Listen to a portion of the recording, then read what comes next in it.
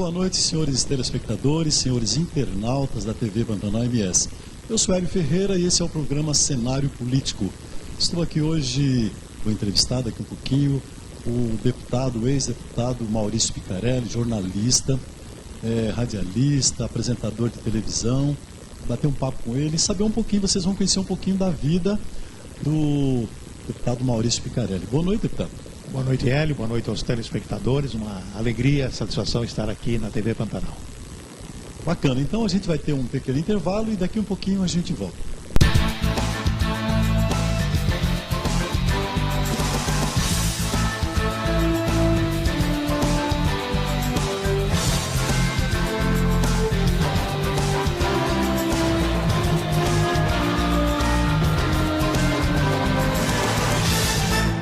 Oferecimento Versátil Camiseteria 3382-5597. União Indústria e Comércio de Plástico Limitada 3378-8800. Cantina Mato Grosso. Agora em Dourados, o melhor chopp do estado. Gabi Lanches, Rua Colombo, 1362 em Corumbá. Cenário Político.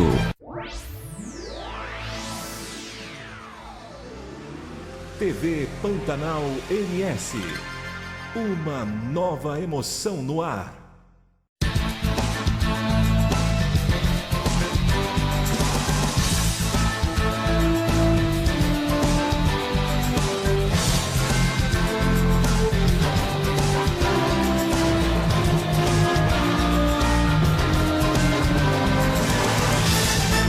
E estamos de volta com o programa Cenário Político aqui na TV Pantanal MS. O deputado Maurício Picarelli, ex-deputado, mas deputado porque o senhor cumpriu 8 mandatos, né, deputado? Com certeza, né? 32 anos no Parlamento Estadual, 8 mandatos, um trabalho realmente muito gostoso, gratificante, e nós servimos a população desse estado durante todos esses anos. Foi para mim uma alegria muito grande participar do Parlamento sul-mato-grossense. Bacana. Deputado, o senhor, eu queria falar para os nossos internautas daqui da TV Pantanal MS, para que eles conheçam um pouquinho da história do deputado Maurício Picarelli. Eu sei que Picarelli todo mundo conhece. Você fala em Picarelli, quem é que não conhece, né? Picarelli do céu, Picarelli do céu, né? Isso é verdade. Então, mas tem muita gente que não sabe, por exemplo, se acostumou em ver o senhor aqui todos os dias, no Povo na TV, nas rádios, no Parlamento, na Assembleia, mas não sabe da onde veio Maurício Picarelli. Conta um pouquinho da sua história, deputado. Muito bem, eu tenho hoje 72 anos de idade, vim aqui em Campo Grande em 82, com 35 anos, a convite do José Maria Rodrigues, que na época era presidente do Grupo Correio do Estado. Estava em Bauru, trabalhando em rádio lá, quando fui convidado para vir fazer um programa aqui. O senhor é paulista? Sou paulista. E fui convidado para fazer um programa na Rádio Cultura e entrei na Rádio Cultura no dia 6 de setembro de 82. Foi um sucesso, graças a Deus, tivemos uma participação efetiva na rádio, mudamos o cenário radiofônico, trazendo novidades de São Paulo, e depois de 20 e poucos dias, 28, 29 dias, assumiu o Povo na TV, na qual nós ficamos 28 anos na lá, TV Campo Grande. Na TV Campo Grande, a convite também do Zé Maria, e o senhor ficou na rádio, 28 anos? 28 anos na TV e 25 anos na rádio. Fazendo o Povo na TV. Depois eu fui para a Bandeirantes, uma vida, né? Vida depois fui para Bandeirantes, depois fui para a Record, voltei para Bandeirantes, depois TVI, e hoje já estou naquela de descanso, num período sabático, né? Mas 37 já querendo anos... se aposentar já? Há poucos dias eu estava na Rede Brasil, de televisão, mas é muita dificuldade. Hoje, com a idade que você tem, a falta de estrutura também na comunicação, de empresas, etc., então, não é que eu aposentei, não. É que a gente está dando um tempo sabático aí, né? Para, quem sabe, voltar novamente, se Deus assim o permitir. Mas é uma cachaça. Você sabe, você é radialista, você sabe disso, né? Que televisão e rádio é a nossa praia. Com certeza. Hoje eu estou na TV Assembleia, sou diretor de TV e rádio lá da TV Assembleia. Estamos com nova programação, fazendo programas lá também. E, em brevemente, a TV Assembleia estará em canal aberto, a partir de março. Canal 34, TV aberta, 24 horas na programação. Bacana.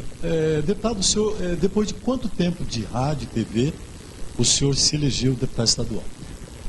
Eu cheguei aqui em 82, em 86 teve a campanha eleitoral e fui reeleito. 4 anos depois eu entrei na Assembleia Legislativa. O senhor se lembra quantos votos você teve na época? 12 mil e pouquinhos. Bastante voto. Foi, na época foi, né? O Picarelli é um dos comunicadores, talvez, eu acredito que seja o mais conhecido, o mais popular da TV de Mato Grosso do Sul. O senhor ficou 28 anos, sabe, um programa popular, um programa de muita audiência. Eu me lembro que no período em que o senhor fazia, o Povo na TV tinha uma audiência fantástica, fantástica. O que ocorreu, deputado? Com o programa, com a audiência, o que aconteceu? Não, o programa ele continua ainda, claro, né? Agora, continua com o Tata Marques agora. Tá com o Tata. É um programa que é o formato do Povo na TV. Quem criou fui eu, não era daquele jeito. Né? E foi imitado para todo. Aí veio os outros programas no Brasil inteiro, como Cidade Alerta. Não existia nada desse Não tipo. existia de você fazer a apresentação em pé, com monitores. Isso aí eu trouxe essa novidade durante o decorrer dos 28 anos. Aí houve um desacordo comercial. Eu saí e fui para a Rede Bandeirantes, fui para a TV Bandeirantes, fiz o meu programa lá, que começou a chamar Picarelli com você, né? Ficamos lá mais ou menos. Na TV Guarandina ou na TV? Era na TV Guarandi, exatamente. TV Guarandi. Fiquei uns 4 anos lá. Depois eu fui convidado para ir para a Record, pelo nosso querido Noninho, fiquei lá mais ou menos 5, 6 anos. Depois saí e voltei para a TVI, fiquei 1 ano e pouco. Aí é muita campanha política, muita coisa, entendeu? Então a gente acaba cansando, né? E tem aquela condição, falta de condição técnica de trabalho, foi quando eu resolvi falar, vou dar um tempo, vou dar uma parada. Parei aí durante 1 ano e pouco, fizemos vários programas web também, na Rede Interativa, vários programas, depois eu fui para a TV Brasil, fiquei lá 3, 4 meses, também cansativo, um horário à noite, eu falei, não dá, né? Porque eu levantava muito de madrugada nas rádios, foram 28 anos, em rádio, 30 anos de rádio, só aqui em Campo Grande. Trabalhei em várias emissoras de madrugada fazendo programa. Entendeu? Então eu acho que já dei minha contribuição como comunicador, como jornalista. Entende? Vamos ver o que vai acontecer daqui para frente. O senhor ainda tem muitos planos ainda dentro da área de comunicação. Sim. Fora a questão da Assembleia. Os planos agora que nós temos é TV Assembleia, né? É tudo voltado para lá. Voltado para lá, porque nós vamos entrar em TV aberta, nós estamos com mais de 80% da produção hoje na TV Assembleia, é justamente produzido lá na casa, lá na Assembleia. Na TV mesmo. E nós teremos, na casa, na Assembleia. Na Assembleia, lá na nossa TV. Rádio também da mesma forma. E como TV aberta, Hélio, é algo que você tem que pensar muito, tem que ser uma programação que vai de encontro com a sociedade. Tem que ter conteúdo. Não é só conteúdo, exatamente, não é só a parte política, ela tem que ter uma parte de entretenimento e também de informação social, institucional. Que atraia o telespectador. Exatamente. Como é que o senhor está vendo hoje? A gente vai falar, depois vamos falar de política. Eu quero falar primeiro de comunicação com o senhor, que é um expert em comunicação por esses anos todos. O senhor trabalhou em rádio, o senhor sabe tudo de rádio, sabe tudo de televisão. E programas Estamos populares. sempre aprendendo, né? Cada dia que todo passa. Dia, né? Mas tem algumas coisas que a gente aprende e não esquece nunca mais. Verdade. Como é que o senhor vê hoje, deputado, o Brasil hoje do ponto de vista de televisão, de rádio? Vamos falar de televisão primeiro. Como é que o senhor está vendo o Brasil hoje? Bom, televisão é algo que as pessoas falam assim, vai, daqui a um tempo não tem mais televisão, porque tem internet. Hoje você acessa a internet, você tem várias ferramentas na internet que você pode acessar a qualquer lugar, aonde você estiver. Televisão você tem que parar para assistir. Mas ela nunca vai deixar de existir, porque existe realmente a televisão agora no celular. Então é algo que está disponível a todas as pessoas, né?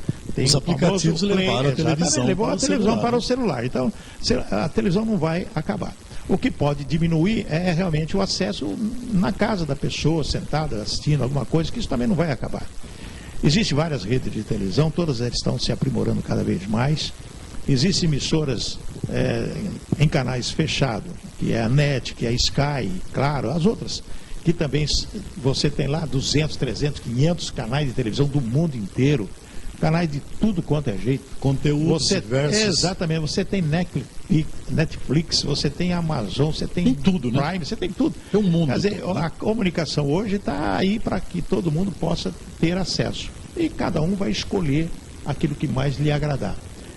Além dos sites que nós temos aí, temos vários sites que estão também transmitindo programas, fazendo vídeos, fazendo programas, emissoras de rádio, web. Então, veja só, eu sou do tempo antigo, entendeu? Você é do tempo da TV, aquela analógica ali. Antes da TV. Antes da TV, o rádio antigo, a TV veio depois, né? E nós, na nossa geração, acompanhou essa evolução. E nós temos que acompanhar, né, Hélio? A gente não pode ficar parado no tempo antigo, né? Senão porque fica para trás mesmo. Hoje não tem mais rádio AM, agora é tudo FM. Tudo FM, né? A FM era uma novidade na época. Hoje nós temos televisão, HD, digital, tudo isso.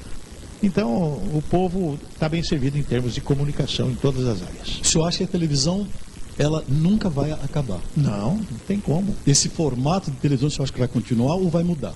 Não, eu acho que vai demorar um tempo ainda para mudar, né? Porque ainda tem aquele vício, né? Da comunicação. Das famílias. Ainda, né? A televisão, eu acho que o que vai acabar seriam os programas de entretenimento, que vai acabar na televisão. Porque o entretenimento já está tomando conta nas redes sociais, o entretenimento. Os vídeos, o YouTube e as redes sociais estão fornecendo toda. Você quer ouvir um programa do Jô Soares, vamos supor, esse é um exemplo, né? Vamos ver um que já saiu da televisão e que está fazendo vários sucessos aí pelo YouTube. Então você vai lá, acessa lá e você já tem lá. Por exemplo, você vê aquele Ceará, Matheus Ceará, que da Praça é Nossa, que é um humorista fantástico. Sim. Você vê ele 10, 20 minutos na Praça é Nossa. Mas se você for no YouTube, no canal do Ceará, você vê lá centenas, o dia inteiro, das piadas deles, o stand-up dele, tudo. Então você se diverte. O Ari Toledo, todos aqueles, entendeu? Tudo, né? Então você não precisa ficar parado numa televisão para assistir. Vou esperar o Praça é Nossa para assistir o Ceará. Não, você vai lá e você assiste quem você quiser. Não só os nacionais como os internacionais. Então eu acho que esses programas de auditório, isso aí futuramente não vai ter mais. Deve ser extinto. Vai ser extinto. O jornalismo deve continuar. O jornalismo, novelas. Porque a notícia é imediata também. Exatamente. Né? As novelas, o jornalismo, etc., continua, né? Mesmo assim, você pode pegar o Globo Play lá, você vai assistir toda a matéria, a Record Play, e esses programas de jornalismo que tem em todos os canais de televisão. Com certeza. Deputado, e o rádio? O senhor que começou no rádio, como é que o senhor vê o futuro do rádio? O rádio não acaba nunca. Nunca? Nunca. O rádio não toma tempo. O rádio, onde você estiver, você está ouvindo o rádio. Agora a FM, a dona está lavando louça, está cuidando da cozinha. Está com o radinho lá. Está escutando o radinho. Mas agora nem radinho não tem mais. Agora é o celular.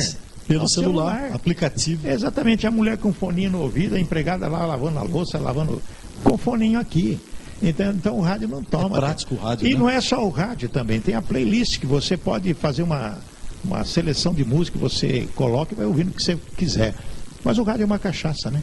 O rádio no carro. Falam que o rádio é o veículo de comunicação mais democrático que existe. Que existe, exatamente. Que bacana. O rádio não acaba nunca. O senhor acredita realmente no rádio?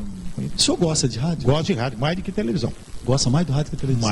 Mais do que televisão. O senhor pretende continuar fazendo rádio também? Rádio, nós vamos fazer rádio web também. Nós temos uma rádio lá em Nova Andradina, a Rádio Excelsior, e nós fazemos em Campo Grande transmissão. O senhor grava alguma coisa para por enquanto não, mas futuramente nós vamos fazer o programa, né?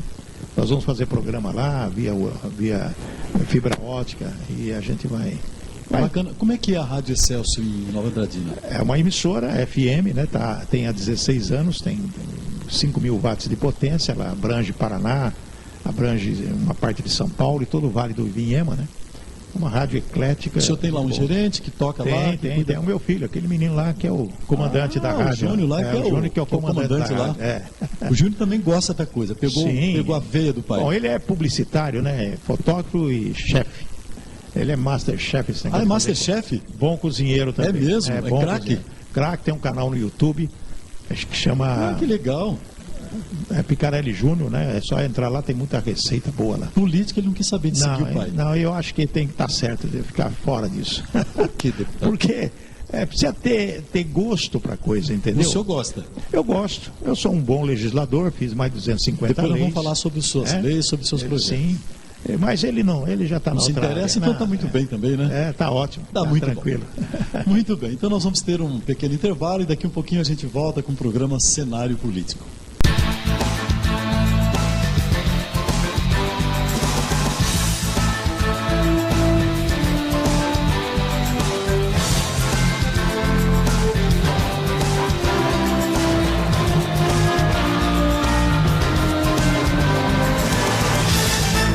Oferecimento. Versátil Camiseteria. 3382-5597. União Indústria e Comércio de Plástico Limitada. 3378-8800. Cantina Mato Grosso. Agora em Dourados. O melhor chopp do estado. Gabi Lanches. Rua Colombo, 1362 em Corumbá.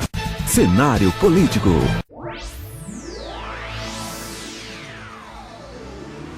TV Pantanal MS. Uma nova emoção no ar.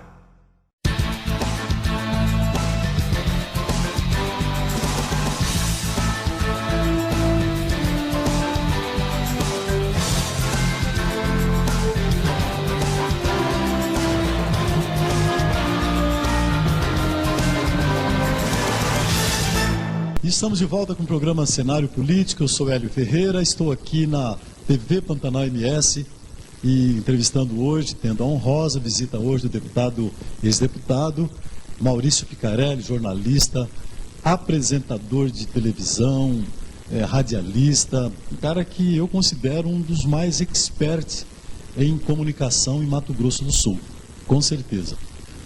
Muito obrigado. Deputado, eu queria falar agora sobre sua carreira de deputado. Eu queria falar que o senhor enumerasse alguns projetos que o senhor considera de relevância nesse tempo que o senhor esteve na Assembleia Legislativa. Hélio, nós entramos na Assembleia em 87 e terminamos no ano passado com 8 mandatos. Nós somos autores de mais de 250 leis. Leis na área de educação, meio ambiente. Leis aprovadas. Leis, né? Leis, não é projeto não. Aprovado que se tornaram leis. Então são mais de 250 leis. É muita entendeu? coisa. É muita lei. Bom, eu sou campeão de leis no Estado. Até agora ninguém chegou De projetos aprovados. De projetos. Se tornaram leis. Se tornaram leis sancionadas. O senhor é campeão. Campeão. Mas as pessoas não sabem disso. Mas é só Acha que o deputado Picarelli era só o comunicador que estava ali, deputado. Eu sou um legislador mesmo. Você trabalhava. Trabalhava bastante, um legislador e ocupei vários cargos no cenário político do Brasil, eu vou te falar já, mas eu fiz várias leis, são mais de 250 leis, sempre na área de educação, saúde, segurança pública, meio ambiente, defesa do consumidor. Leis que afetam diretamente a população. Vamos falar um pouquinho sobre essas leis, deputado. Pois não. Eu tenho várias leis. É difícil não vai enumerar lembrar. Que não dá nem para lembrar. Grande, Vamos falar das mais importantes. Temos aqui a do parto solitário, foi a primeira no país ao parto humanizado. Você já ouviu falar? Parto humanizado. Que dá a condição do pai participar efetivamente na hora de tamanho ter o bebê, de ter condição de estar junto ali. Foi a primeira no país, hoje já é uma lei federal. Porque hoje a gente vê, é normal hoje a gente vê o pai ali com isso. Mas antigamente não existia. Não podia, não entrava nem na... O médico não deixava. Não deixava. É verdade. Hoje não, eu fiz a lei e foi uma briga para fazer o cumprimento da lei. E a lei foi cumprida e depois... Porque os médicos não gostam muito disso, não gostam muito. Depois, queria cobrar... para que os pais pudessem fazer isso. Hoje é liberado. E é lei. Já é lei federal, já tem a lei estadual, continua em vigor, e tem a lei federal. Se tornou lei federal depois. Na verdade não foi nem lei federal, foi um decreto do Ministério da Saúde determinando que os hospitais oferecessem o famoso parto humanizado, né?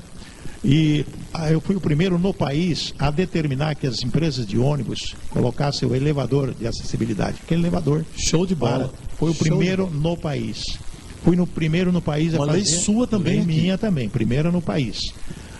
Eu fui o primeiro no país a fazer o Código de Proteção ao Idoso, que é um programa de proteção ao idoso, que tem depois veio o nacional, eu fiz o estadual, de acessibilidade do idoso. Depois veio o Estatuto do Idoso, Aí né? veio o Estatuto do Idoso. Mas o senhor criou antes do Eu Estatuto? fiz o Estatuto do Idoso estadual. E esse Estatuto determinava tudo que existe hoje, Que que é a bacana. fila, que é o local preferencial, Os filhos serem obrigatoriedade de cuidar dos pais.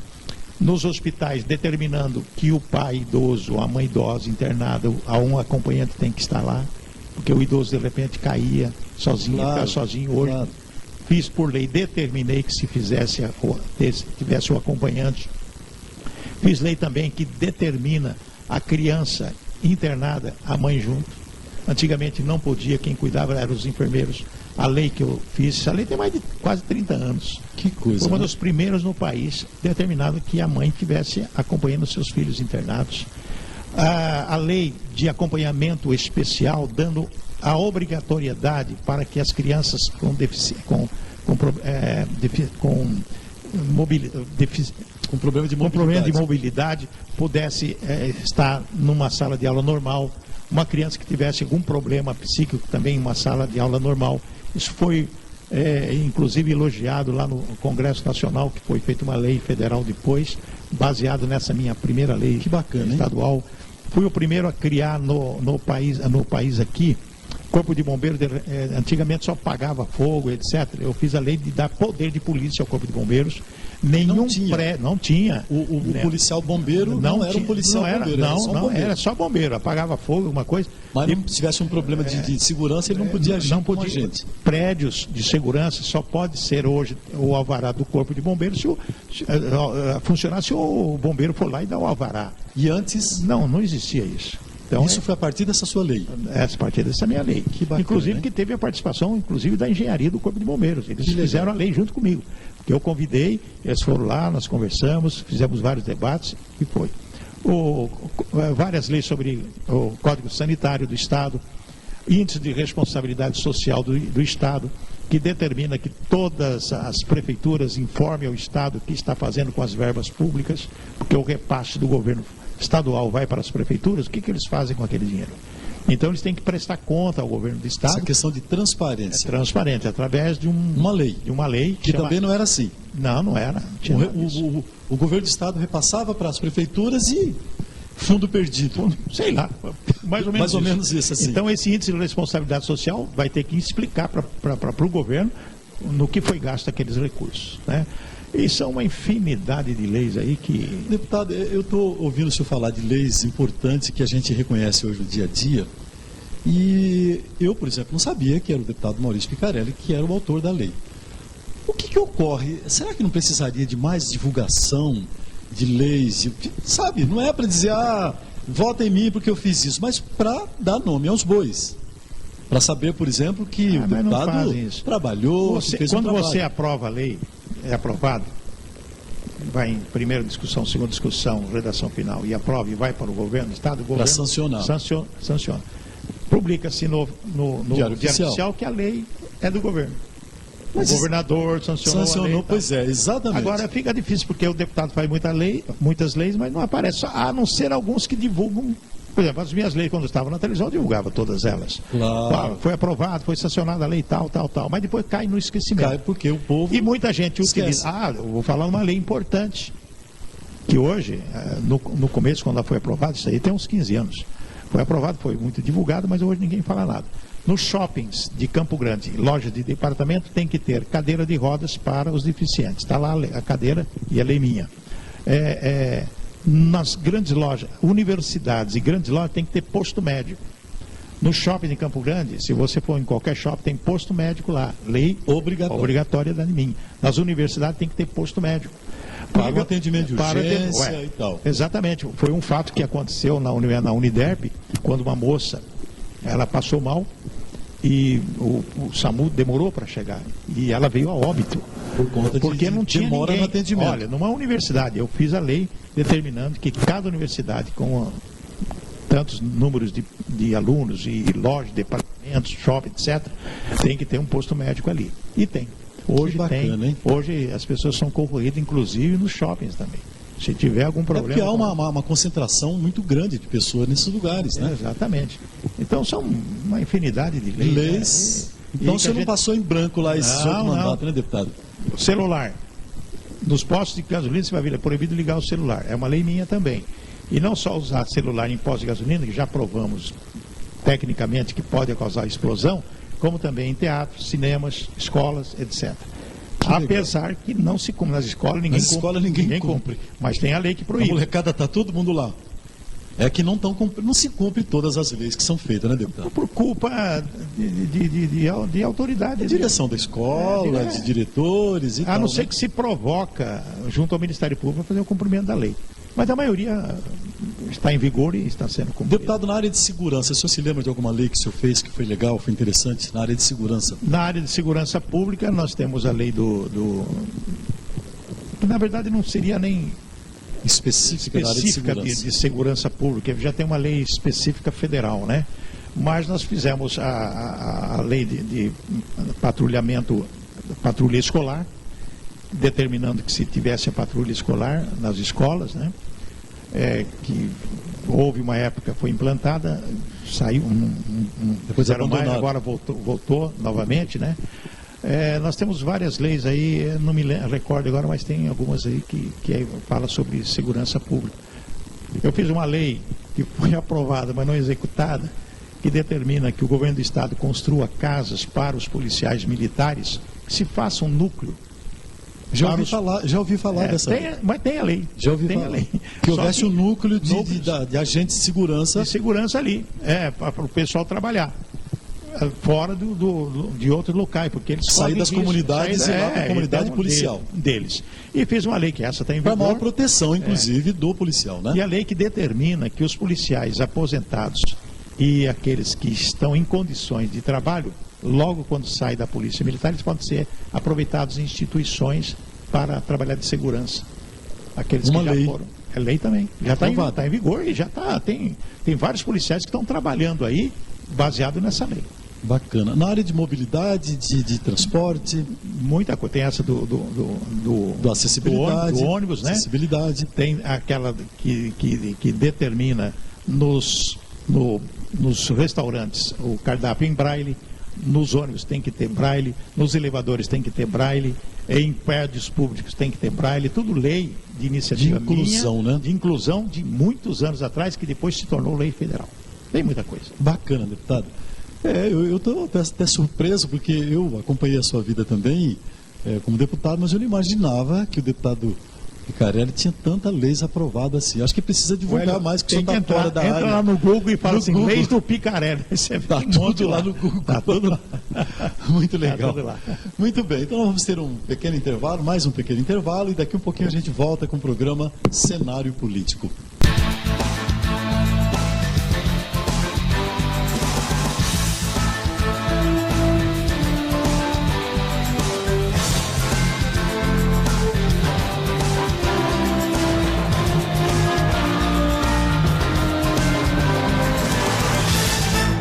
Oferecimento. Versátil Camiseteria. 3382-5597. União Indústria e Comércio de Plástico Limitada. 3378-8800. Cantina Mato Grosso. Agora em Dourados. O melhor chopp do estado. Gabi Lanches. Rua Colombo, 1362 em Corumbá.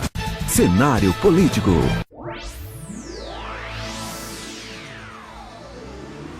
TV Pantanal MS. Uma nova emoção no ar.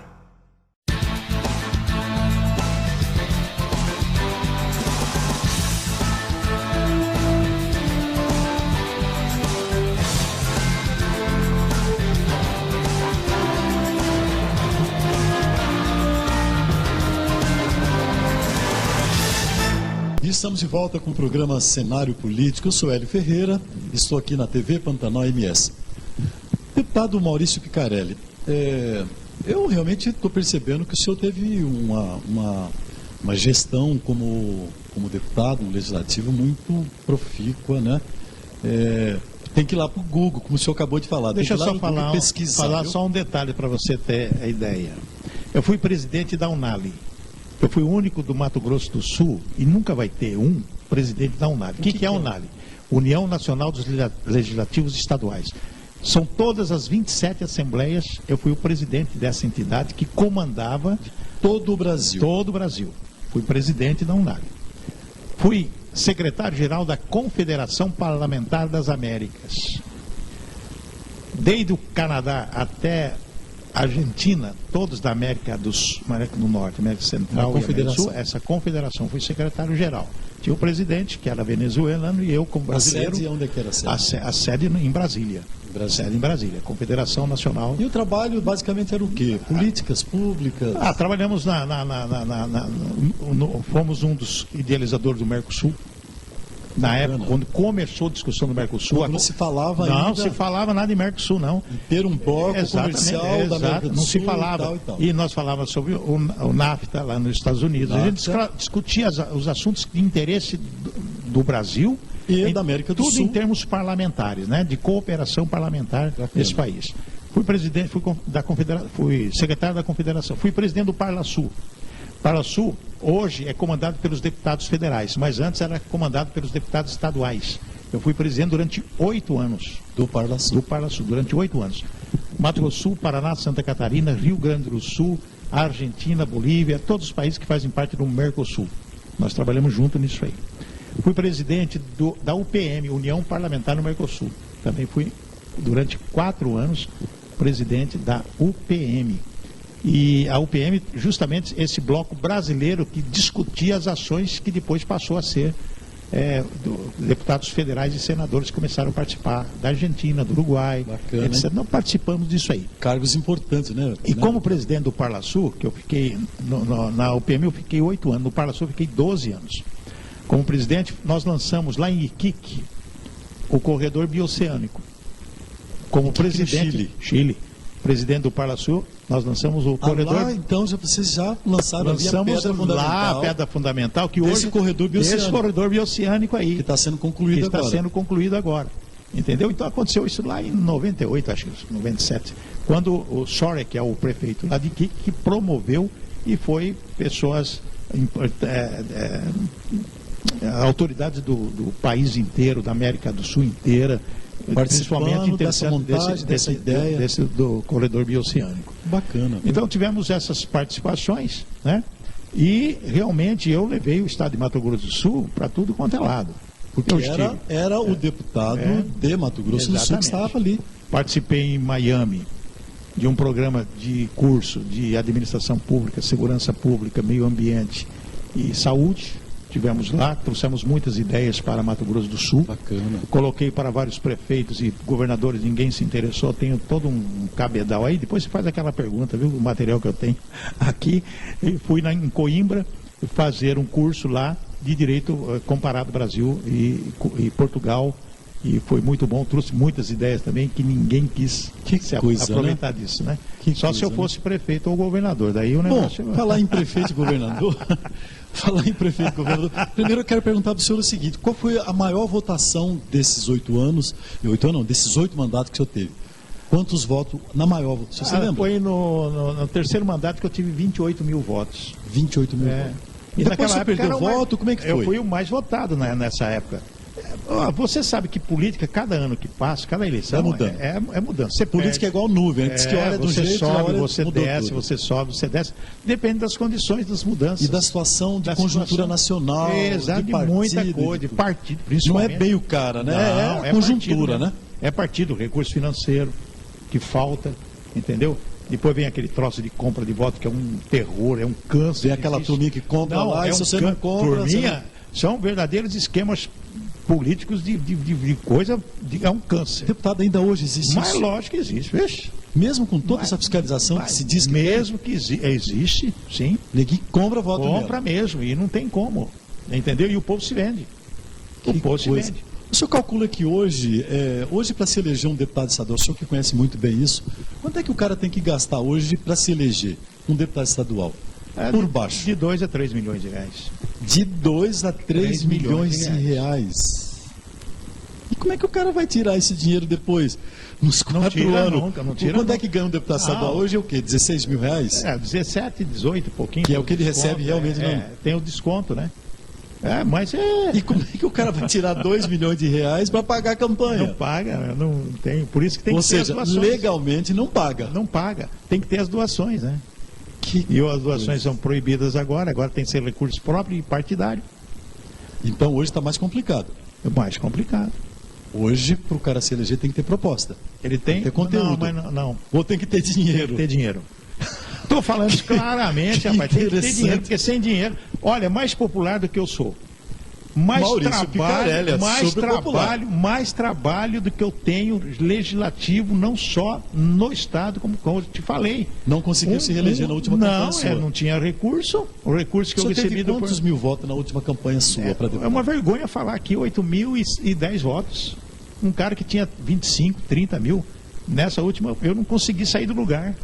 É aquele teco-teco que faltou combustível, você vai até o fim da pista, parou lá. Aí cai mesmo. Aí não tem jeito. Aí Então quando chegou o os bico 15, vira. quando chegou os 15, 20, eu falei, não, vou desistir, já foi embora, não tem como sustentar isso. Não tinha recurso, o recurso de partido foi uma mixaria e não tinha como fazer, recurso próprio não existia, né? Não tenho boi, não tenho Complicado, né? fazenda, não tenho nada. Porque se eu tivesse boi, eu vendia Isso que eu ia milhar de perguntar. Hoje o senhor é um homem rico? boi. Não, sou não. Com 8 mandatos, o senhor não ficou rico? Não. Mas como ficar rico? Não conseguiu. Mas tem muita gente na política que com menos mandato tá rico, deputado. Mas eu não sei como que... Eu não vou falar o nome dos caras aqui, porque não dá para falar, senão você processado. O milagre que eles fazem, eu não sei. Na verdade, eu não Você sei. nunca fez esse milagre. Eu não O tenho. senhor sabe disso. Eu sei que milagre quem faz é Deus, o que eu tenho é só o meu trabalho e a gente faz com o nosso trabalho, né? O senhor sabe do que eu estou falando. Sei, O senhor sim. conhece, inclusive, nomes que... Sim, é uma pessoa... Tá eu rico, não tem sei. fazendas e fazendas. Tem. Mas o como que consegue, eu não sei. É a herança de família, né? Complicado. Tem pessoa de herança de família. Herança de família. Pois é. Tem amigos, companheiros. Né? Companheiro, tá certo. O senhor tá certo, deputado. Agora, deputado, o senhor, na época que o senhor teve muito voto, teve lá 28 mil votos, o senhor nunca quis ser prefeito, nunca tentou ser governador do estado, por quê? Em 96, não sei se temos tempo para contar a historinha. Em 96, segundo as pesquisas eleitorais, eu tinha 47% de intenção de voto para prefeito De Campo Grande. de Campo Grande. Muito bem. 96. Eu estava no PSDB, e 96, PSDB. E todo mundo fala, o Picarelli vai. Me convidaram, falaram, você vai ser candidato do PSDB. Falei, tudo bem. Nós fomos na casa do Lúdio Coelho, que era o presidente do PSDB, e foi conversado de que eu seria o candidato. E depois descobriu-se que teria, quem seriam os adversários do Picarelli? André Putinelli, que estava com 3%, o Zeca do PT, que estava com 6%, e eu com 47%. Lá em cima. O pessoal falou, não, o Picarelli mesmo, que vai ganhar O dos Putinelli dois. era deputado federal, secretário de saúde, aquelas coisas, e foi candidato a prefeito. Meu colega foi candidato a prefeito. Muito bem, o que aconteceu? Eu falei, vamos precisar de recurso, né? Para ser candidato. Dinheiro. Naquela época eu podia fazer doações. Muito bem, começaram a trabalhar, até que depois teve uma reunião dizendo assim, me chamaram e falaram, Picarelli, o negócio é o seguinte, nós precisamos de recursos para a campanha, você não tem, o partido também não tem, a gente tem que fazer uma aliança. Eu falei, tudo bem, faz aliança. Porque eu não sou articulador político, eu sou um cara assim muito reservado, muito quieto e muito medo de esquemas, de uma série de situações. Muito bem, falou Picarelli, olha, nós chegamos a uma conclusão aqui. Medo de rolo, de entrar Medo nos de rolos. rolo, medo de rolo. É por isso que o senhor saiu limpo todos esses anos, né? Agora, daí falou, ó, você vai sair de vice do Levi, porque o Levi tem condição de viabilizar recurso, lá com o Paulo Maluf de São Paulo. Eu falei, tudo bem, eu saí de vice, mas tá bom, eu com 47%. Com 47% saí de vice no Levi. Muito bem. E foi o que aconteceu. Eu E saí o de Levi vice. se elegeu. Não, foi o André Putinelli. Foi no período em que o André se Você não elegeu. lembra? 96. E saiu aquela quebra-pau, tal, que Isso foi em nós não- 96? 400, ganhou com 411 votos. O que aconteceu? Aconteceu que o nosso partido e o Levi, eles não fizeram a campanha que deveria fazer. Eu, como vice, ficava na retaguarda. Mas vice é vice, vice, ficava só o que lá. é vice no Brasil, Eu tinha né? 47, com o Levi subiu para 67, falou, está eleita em primeiro turno, esse troço aí vai acabar. Mas acontece que a equipe do Levi, a equipe do partido, tanto do PDS, que era dele, e o meu PSDB, não fez um trabalho que deveria ser feito. O que aconteceu? Ficamos em terceiro lugar. Ficou quase empatado o Zeca e o André Putinelli, que foram para o segundo turno, quando o André ganhou por 417 votos. Depois dessa aí, eu falei, nunca mais eu quero ser. Tô fora, não quero saber nem vice. Porque são os rolos na política, né? É a coisa que você não entende, entendeu? E eu não era muito escolado politicamente, entendeu? Dessas artimanhas de bastidor, não é nem artimanha, é articulação política, de bastidor. De jogo de estratégia. Eu falei, eu não vou mexer com isso, eu vou continuar deputado mesmo, até quando Deus permitir. Isso era um homem de comunicação. De frente de câmera, de rádio. Isso aí, entendeu? Deputado, o senhor se lembra de alguma história, o senhor que é um expert em política, né?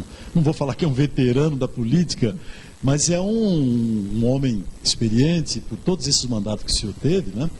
O senhor se lembra de alguma coisa de bastidor, alguma historinha de bastidores nesse meio período que o senhor, acho que ninguém sabe? Algumas histórias do seu Lúdio, que o seu Lúdio era bom dessas coisas, né? O seu Lúdio era bom na hora do tereré, lá na casa dele, finalzinho da tarde, contando as histórias. O seu Lúdio era uma pessoa Era uma pessoa fantástica, né, seu Lúdio, né? Muito. Muito correto, né? Muito correto, um homem, assim, muito gostoso de conversar. De convivência também, né? O que me chama a atenção, que essa semana agora, terça-feira agora, tivemos lá na Assembleia a homenagem aos deputados da 11ª legislatura. Então foram os 40 anos de Assembleia, 40 né? anos de Assembleia. Foram todos os deputados, tive a oportunidade de conversar com grandes amigos ali, e eles estavam ali na rodinha dos antigos, contando experiências de debates. As histórias, né? As histórias. Então foi algo assim, muito gratificante de eu ver meus antigos colegas discutindo ali. Até o Deladier Age chegou para mim e falou assim, Picaré, você lembra no primeiro semana que nós assumimos aqui, você brigou comigo na tribuna, você me deu um pau na tribuna? Eu lembro, Deladier. Eu não sabia se eu era oposição ou Deladier. Eu sei que foi uma briga entre os dois no debate. Eu estava falando um assunto e ele foi lá e deu uma parte e começamos a brigar nós dois. O senhor sempre falou bem por conta de um grande a gente estava discutindo lá. Daí chegou o Leite Schmidt, depois, que era deputado na época comigo lá também, deu uma mansou. Colocou água na fervura ali. Falou, Picarelli, aqui a gente briga aqui, mas somos amigos lá atrás. Muito bacana, legal. Muito Deve bom. ter muitas curiosidades. Né? Tem coisas boas. Deputado, o ano que vem, 2020, tem eleições, né, para prefeito, eleições para vereadores. O senhor é candidato? Não sei. Até então? Eu posso ser como a Magali, minha esposa pode ser. Sim, eu já ouvi alguém falar, a Picarelli vai ser candidato muitas pessoas têm me convidado, o partido tem convidado. O senhor se convidado. elege vereador, Sei, com certeza. Mas né? vamos pensar para ver como é que vai estar lá o ano que vem, né? A gente tem que esperar, né, Hélio? Não é assim, eu vou sair. Vamos ver. Estou bem nas pesquisas, a Magali está bem nas pesquisas também, quando se lembra do nosso Mas nome. dá para sair os dois? Não. Ou eu ou ela. O voto do Picarelli e da Magali são os mesmos votos.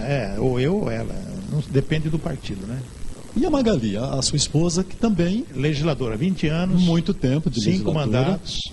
Muitas ocorreu a mesma coisa que ocorreu com o senhor. Sim, mesma coisa. Falta conjuntura, falta de dinheiro. Falta de recurso mesmo, entendeu?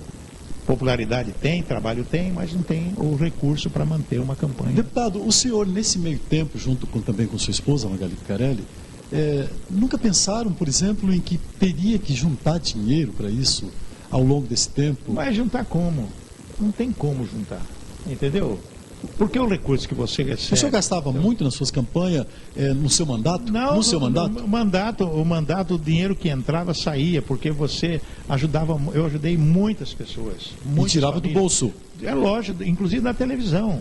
As pessoas que iam na televisão lá, a gente tirava do bolso para ajudar. Como que eu vou deixar uma pessoa que precisava aquelas de um coisas de passagem que não, passagem não.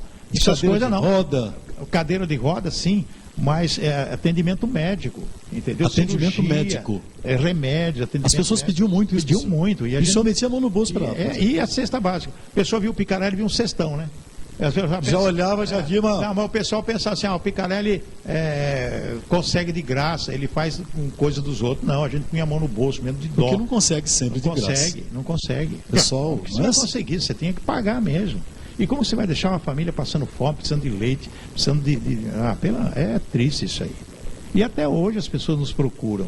Entendeu? Claro, porque até o senhor hoje, é um homem, até hoje. né, conhecido. Até um homem hoje. super Hoje conhecido. mesmo uma pessoa mandou um recado para a Magali. Magali, arruma atendimento médico. E graças a Deus, velho, nós temos um conhecimento muito grande de amigos. É que de forma também uma rede de amigos. De amigos que você liga e fala, doutor, então aqui, parceiros, né? Parceiros, que né? não nos abandonam e a gente está sempre junto fazendo alguma coisa pelo povo. Bacana. Bom, voltando a 2020, como é que o senhor está vendo a conjuntura política para 2020? Marcos Trade, com mais os pré-candidatos, que são muitos aí. Como é que o senhor está vendo? Eu não sei, o Marquinhos está fazendo um bom trabalho, né? Ele tem desenvolvido aí ações em todas as áreas que a gente tem observado. É lógico que tem certas situações da administração pública falha, complicada, porque no macro, a administração da cidade como Campo Grande não é fácil. E então, como estava Campo Grande, exatamente, né? Tem alguns pontos nevrálgicos, né? Mas está indo bem.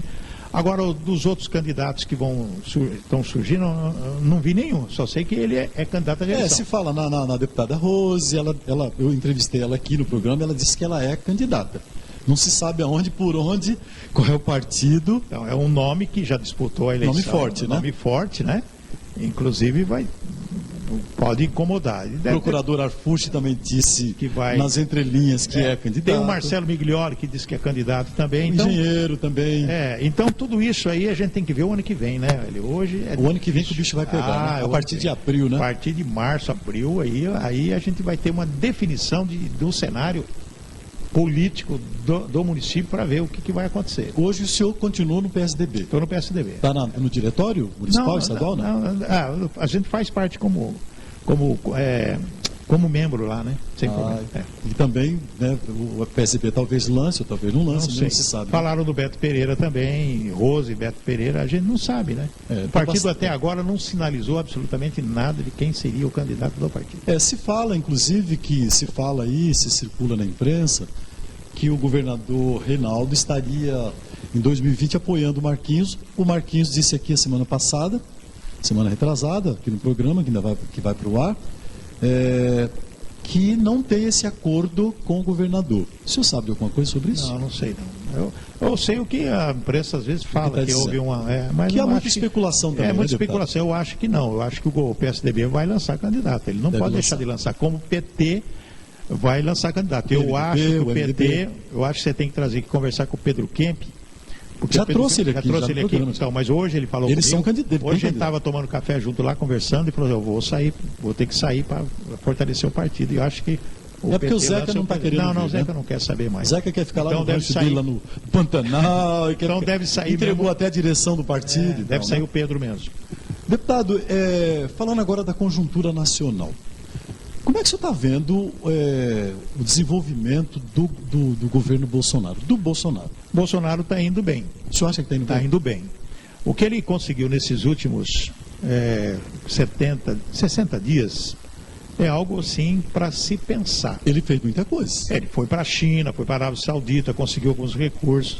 A Arábia Saudita já comprando gado, a Tereza Cristina fez já a gente está vendo hoje a nossa secretária. Então, o que eu falo para você? O pessoal critica muito. O que atrapalha o Bolsonaro é os filhos deles. E ele fala muito também, né? Fala muito também. E ele fala o que vem na telha, na telha ele fala. Mas a equipe dele é de primeira. A equipe que ele tem de ministro... Devagarinho está começando a aparecer coisas. Está começando a aparecer as coisas, né? O crescimento e tudo mais. Eu acho que o ano que vem vai ser o grande ano. Eu comecei também, no começo eu era meio desacreditado, mas eu comecei a ver algumas ações efetivas e que atingem diretamente a população, que vai começar a aparecer e vai começar a dar positividade para ele. Exatamente. O que atrapalhou foi esse óleo esquisito aí que caiu no mar, né? E outras coisas que acontecem no dia a dia aí que querem envolvê-lo numa condição terrível, mas eu acho que ele está dando conta do recado. Ele conseguiu fazer lá na Europa, na Ásia, algo muito importante, viu? Agora, nessas reuniões que teve do BRICS, que veio aí a China, a Rússia, Índia. São 5 países. Né? 5 países. que fez uns acordos muito importantes para o Brasil. Que ninguém tinha conseguido fazer no Brasil. Ninguém conseguiu. Eu fiquei pensando, eu falei, cara, mas eu fiquei pensando assim, mas por que, olha, todo mundo sabe que a Arábia Saudita tem dinheiro, que os caras têm dinheiro a rodo. Como tem, né? Como tem dinheiro, não é? Que esses países, Índia, são os países, né, que emergentes, mas que hoje, daqui uns dias, não são mais emergentes mais, são países de primeiro mundo. Tem desenvolvimento, tem dinheiro. E por que os governos do Brasil, os presidentes, não tomaram essa iniciativa de trazer esses caras para cá? Agora estão vindo, entendeu? E esses caras vêm com muito dinheiro. Veio a China fazendo... A China fazendo... Já que os Estados Unidos está de briga com a China está comprando tudo do Brasil. Ou seja, é excelente para nós, né? Lógico. Excelente, porque os caras têm dinheiro, têm população consumidora, né? E está a fim de comprar e a gente tem o que vender, por exemplo, deputado. E o presidente fazendo essas reformas que é importante para o país, algumas pessoas são contra. Reforma da Previdência, mas tinha que ser feita. Tinha que ser feita. Vai ter a reforma tributária e a reforma política também. E administrativa, administrativa, tudo. Isso tem que ser feito. E são coisas que está muito tempo ninguém fala que vai fazer e ninguém faz, né? Exatamente. Porque tem medo do ônus, né? Exatamente. E agora essa questão do presidente estar fundando outro partido, como é que se houve essa divisão do PSL? Olha, eu vejo o seguinte, o presidente não tinha outro caminho.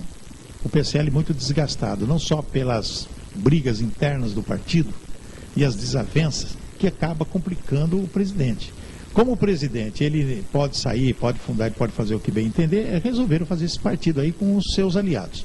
Agora, se vai ter tempo hábil para as assinaturas, aprovado, né? As assinaturas que precisam para esse partido, eu não sei, mas eu acho que ele está no caminho certo, ele não pode ficar atrelado num partido que tem muitos pontos divergentes. Que não tem Até uma os união, líderes do partido brigam entre si não lá. tem como, né? Vão para a televisão e mete o pau no outro, né? Exatamente. Um tira líder, bota líder, vira aquela bagunça. É uma confusão. É um partido que muitos foram eleitos ali, o próprio presidente disse, por causa dele. Que não estava aceitando as medidas que ele colocava, não votava a favor. Depois que foram eleitos, usaram o PSL, usaram o nome como do trampolim. Bolsonaro. Aí falaram, agora eu estou aqui, né? São senadores e deputados de um mandato só, porque não vai ter continuidade. Aquela Halseman, por exemplo, que já quer ser governador, já quer ser prefeita de São Paulo. De São Paulo. Então, acho que é muito cedo, né, deputado? Você vê. Então, o senhor levou anos para se viabilizar. E o partido lá dela lá não quer deixar. Pois é, briga lá. Então é uma briga, né? É uma briga. Deputado, qual é a sua opinião sobre essa votação última agora, que é importante para o Brasil, que o STF votou, da prisão em segunda instância? Qual é a sua opinião? A minha opinião é o seguinte: a Constituição diz que ninguém pode ser condenado antes de transitado em julgado. É o que diz a Constituição. Só que o STF já teve entendimentos outros. 2016, por exemplo. Vários entendimentos agora outros. Há pouco. Teve, vai e volta. Então não se tem um parâmetro lá no STF. Agora, quando você tem voto 5-5 e um presidente opta pela Constituição, há essa divergência. O que o Toffoli disse? Que isso é um problema do Congresso. E isso é um problema do Congresso já há muito tempo, que teria que definir essas condições por causa da interpretação da lei. Por quê? Uns acham que pode, outros acham que não pode. A dubiedade. A dubiedade da coisa. Inclusive, no processo legal que existe entre as partes, ou seja, a defesa solicitando o direito de defesa da presunção de inocência, porque o cara fica preso em segunda instância durante tantos anos lá.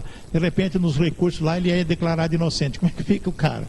Os anos que ele ficou preso. Já ficou preso. Perdeu uma opção de coisa. Então, são coisas que precisam ser... A imagem, tudo isso.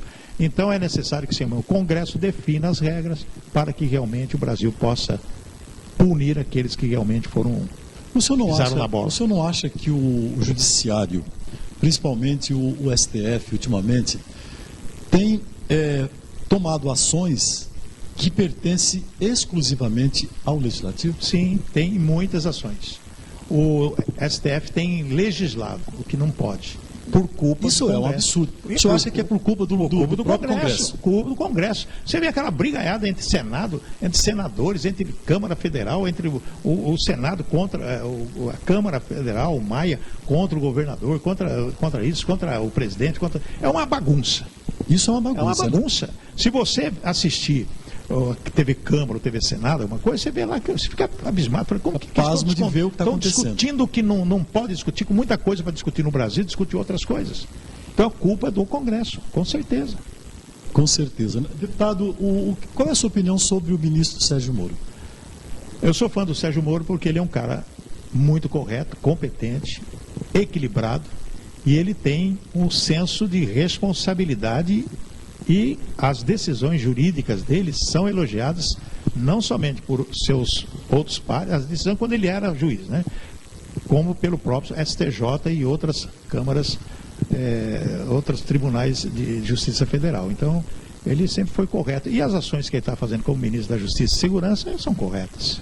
Hoje, nesse cenário de hoje, se fosse 2022, se o ministro Sérgio Moro fosse candidato a presidente da República, o senhor votaria nele? Tudo depende do 2022. Eu não sei o que pode acontecer. O que vai ocorrer até lá. Hoje. Certo. Ele é um juiz. Hoje ele é um ministro. Juiz correto, né? Um ministro correto. Mas ele é administrador. Aí é outra coisa. Ele é político. Aí é outra ele coisa. Ele tem aquele jogo de cintura, de estadista. Mas o Bolsonaro também não tem. Esse jogo de cintura, o senhor sabe. Mas ele é político, entendeu? Quantos anos de deputado federal? Ele conhece eu acho que ele é mais militar do que político. Ele tem aquela formação aquela militar. Aquela formação militar, né? Então, mas ele é político, entendeu? Ele não é um estadista ainda, porque ele tem que aprender. Mas vou dizer, daqui 2 anos você vai ver o Bolsonaro. Ele vai ser outra pessoa. Vai ficar craque. Ele é inteligente, né? Inteligente. Não é burro, ele está sendo moldado. Entendeu? Ele está sendo moldado aos poucos, está sendo orientado, e com certeza deve ter uma equipe já orientando, porque ele já está moldando a postura dele.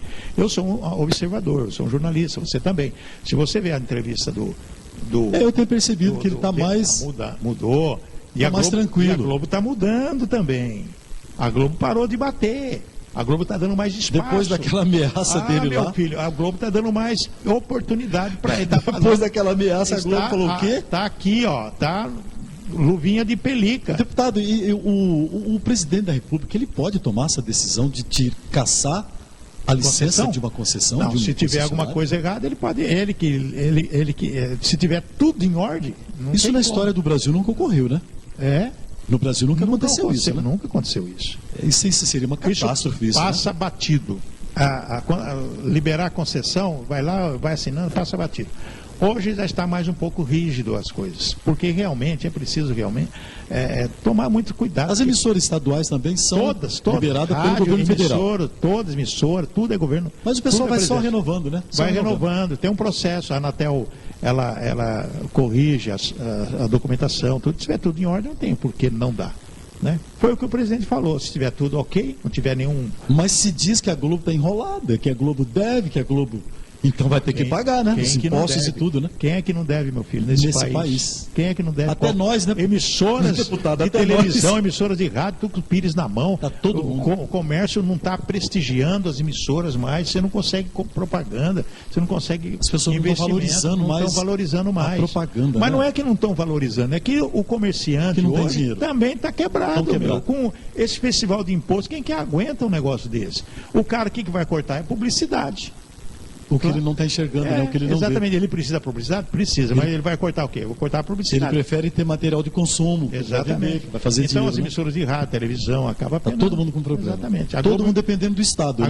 A Globo vivia em função do Estado. Hoje ela não vive mais. Eu tenho notado. Hoje ela não tem propaganda do Estado. O Estado que eu falo é Brasil.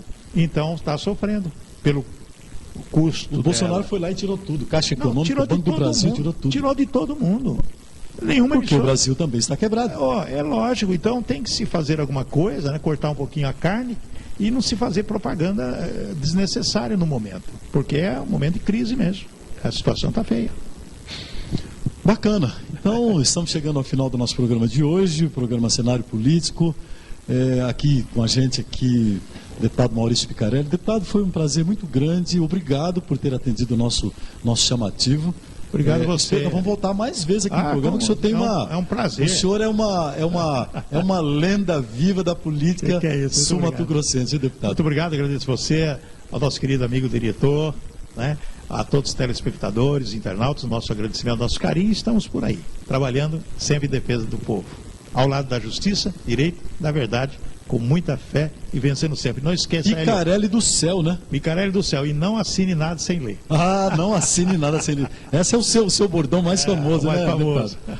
Bacana. Então nós ficamos aqui com o programa Cenário Político na TV Pantanal MS. Eu te convido para segunda-feira que vem, às 8 horas da noite, às 20 horas, estar aqui com a gente na TV Pantanal MS. Você, internauta, você, telespectador, um grande beijo, um grande abraço. Fiquem com Deus e até segunda-feira que vem, se Deus quiser.